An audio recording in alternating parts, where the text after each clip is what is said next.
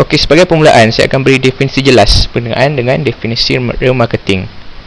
Okay, remarketing would simply mean the action of remarketing or re-engaging your visitors and customers with highly targeted ads based on their recent interaction.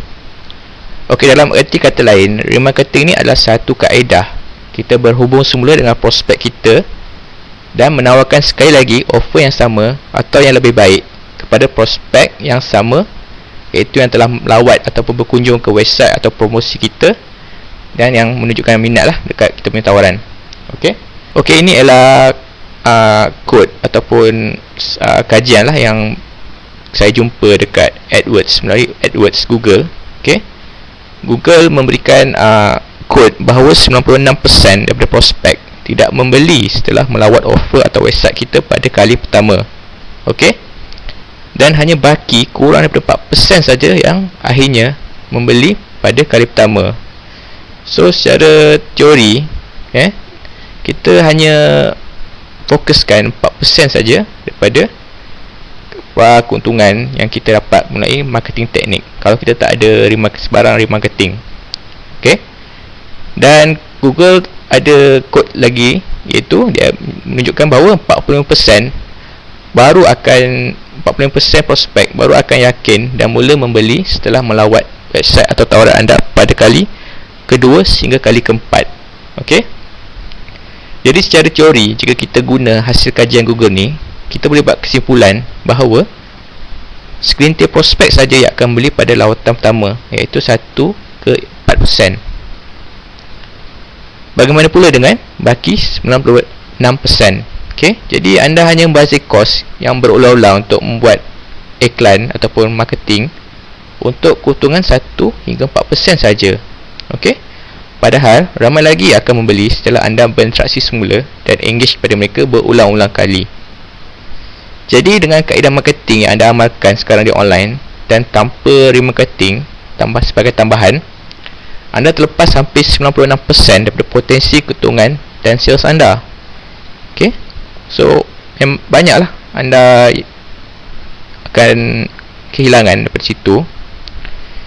Okey, jadi apa masalahnya dengan teknik marketing biasa di online? Okey, saya telah membuat sedikit kajian lah, dan apa yang saya perhatikan, okey, terdapat kekurangan yang saya tengok jika anda hanya bergantung kepada marketing saja. Okey, jadi masalah pertama yang saya tengok, kita gemar untuk reveal ataupun dedahkan segalanya atau apa yang kita ada, kesemuanya produk atau bis kita kepada prospek kita. Okey, saya selalu ingatkan pada diri saya bahawa always keep the best for the last. Kalau boleh kita nak simpan rahsia dan akan dedahkan produk kita sedikit-sedikit. Dan ini akan memberi prospek kita perasaan ingin lebih tahulah mengenai produk atau bis kita. Jadi ini adalah satu konsep penting. Sebab bila kita dedahkan semua dalam satu post atau satu iklan, okey, kita sudah tidak ada lagi wow factor ataupun faktor yang menarik lah untuk memberikan kejutan ataupun memberikan perhatian lah untuk menarik perhatian prospek yang berminat. Jadi kesannya atau impactnya, kita cuma hanya membazirkan yang terbaik pada lawatan mereka yang pertama. Kita tidak pasti lagi sama ada mereka adalah prospek yang berminat atau sebaliknya. Okay, so in the end, kita akan turunkan value perniagaan kita sebab mereka sudah tahu semua berkenaan dengan produk atau bis kita, dan dia tidak ada lagi sebab lah kenapa mereka perlu datang ke page ataupun halaman kita. Jadi akhirnya kita tidak ada lagi lah daya tarikan untuk diberikan pada kempen iklan kita seterusnya.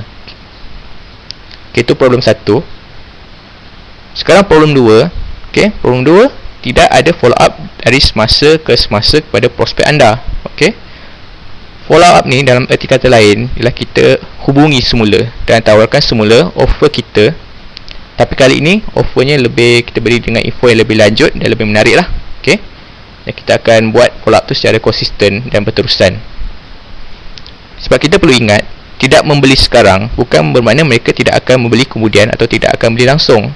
Mungkin masa mereka datang pada lawatan pertama bukan masa dan mood yang sesuai untuk mereka beli, dan kemungkinan mereka perlukan info yang lebih lanjut.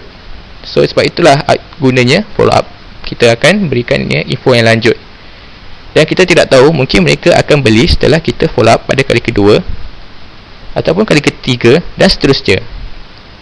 Jadi kesimpulannya, kita tidak hargai tidak hargai bilangan prospek yang bertanya tetapi tidak membeli selepas tu, dan biasanya kita akan tinggalkan mereka pergi begitu saja dan kita fokus pula ke prospek yang seterusnya.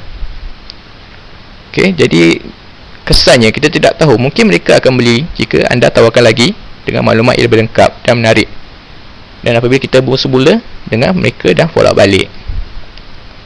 So saya harap anda dapatlah sedikit idea bagaimana. Dan masalah yang ketiga, kurangnya tarikan ataupun seperti offer promosi macam free gift, diskaun dalam perniagaan atau produk kita.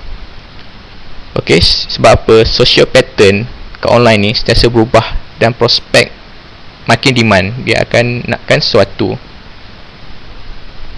So bila prospek makin demand dan disebabkan persaingan tu pula makin sengit kat online, dan sebab semua orang boleh jual di online, macam-macam mereka boleh buat di online dan agak senang untuk mereka jual. Dan anda selalu perlu letakkan diri anda sebagai customer. Kita selalu fikir diri kita ni sebagai pembeli. Kita tanya kepada diri kita apa yang anda mahu daripada pembeli jika anda hendak jual kepada mereka. Dan bisnes anda mesti mempunyai daya tarikan untuk bezakan anda dengan peniaga-peniaga lain yang banyak kat luar sana.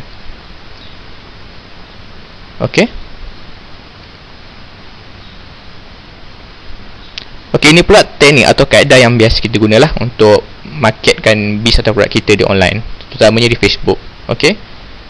So macam-macam kaedah kita dah buat. Post sendiri, group yang kita join, timeline kawan-kawan, kita share timeline kita kepada member kita, dan iklankan di FB Ads.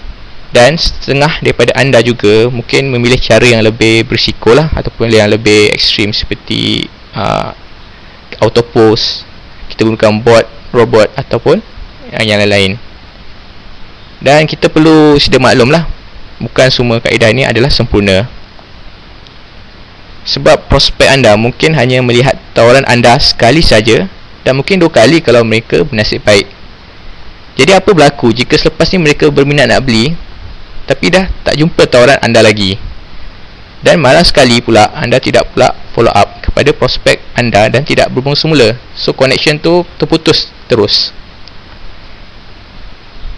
Jadi mereka akan lupalah tawaran anda dan mungkin akan jatuh ke tangan pesaing-pesaing anda yang lain yang jual produk yang sama atau hampir sama. Jadi saya harap anda dah faham. Dan sekarang ni macam mana kita nak pastikan kita mampu berhubung dan follow up semula di online. Jadi tak perlulah kita nak susah nak call ataupun berjumpa. Dan solusinya atau caranya senang saja. Kita dapatkan alamat email mereka, ataupun kita panggil alamat email prospek ni sebagai leads. Macam mana pula kita nak pastikan ataupun kita nak prospek kita senang-senang beri alamat email mereka kepada kita, sebab kita tahu ia bukan senang. Kat sini saya akan berikan dia punya step atau langkah-langkah yang kita akan buat untuk persuade, pujuk ataupun kita galakkan prospek kita untuk berikan alamat email mereka untuk kita simpan sebagai follow up. Kita kenalah create ataupun kita reka suatu offer atau promosi seperti free gift ataupun diskaun yang boleh umpan orang berminat untuk terima offer kita. Dan kita akan sediakan form lah ataupun tempat borang yang mengandungi email dan nama untuk mereka isi. Jadi kita cakap lah, kalau nak dapatkan akses diskaun ataupun nak dapatkan free gift ni, anda perlu letakkan email atau nama anda. So kalau mereka berminat, mereka akan lengkapkan dan berikan nama dan email mereka. Dan selepas mereka lengkapkan nama dan email mereka, barulah dia akan terus menerima offer anda dan free gift yang kita offer lah. Dan kita secara tidak langsung akan memperoleh email dan ataupun kita panggil leads mereka dalam list prospek kita. Dan setelah kita dapat kumpul leads dan email mereka, kita akan hantarkan email promosi produk ataupun bis kita lah kepada setiap orang dalam senarai yang diperoleh. So kita akan buat dan hantar email ni secara berterusan hari demi hari untuk memujuk mereka sehingga prospek anda mula familiar ataupun mula kenal dengan anda dan yakin dengan produk atau bisnes anda. Okey, dan kita boleh buat ni, kita boleh set email-email, senarai-senarai set email ni secara automatik. So kita panggil ni sebagai autoresponder lah. Jadi kita hanya set untuk pertama kali dan seterusnya semua akan automatik dihantar melalui autoresponder. So dari situlah kita akan nampak lah ada magic tu akan berlaku, di mana anda akan alami sales dan leads tu akan terima secara bertalu-talu daripada prospek yang kita sedia ada dan kita follow up dari semasa ke masa. So dari situlah kita akan memperoleh keuntungan yang lebih banyak lah daripada situ. Dan apa yang bagusnya dan apa yang bonusnya bila kita kumpul senarai email kita sendiri, dan bila kita ada next produk ataupun produk baru ataupun offer baru, kita boleh kabarkan kepada mereka juga melalui newsletter. So peluang untuk mereka beli tu ataupun berlakunya repeat selling adalah sangat tinggi kerana mereka telah mengenali dan yakin dengan anda. Okay, so itu dia punya stepnya. Okay, mungkin setengah pada anda rasa macam rumit sangat step-step ni. Okay, so jangan risau, sebab tu saya cipta video tutorial ni. InsyaAllah senang saja, sebab saya akan tunjukkan cara ataupun shortcut lah pada setiap langkah-langkah ni, dan kesemuanya adalah automatik dengan menggunakan tool dan software yang sesuai. Okay, jadi anda dah bersedia? Okay, jom kita buat duit di online.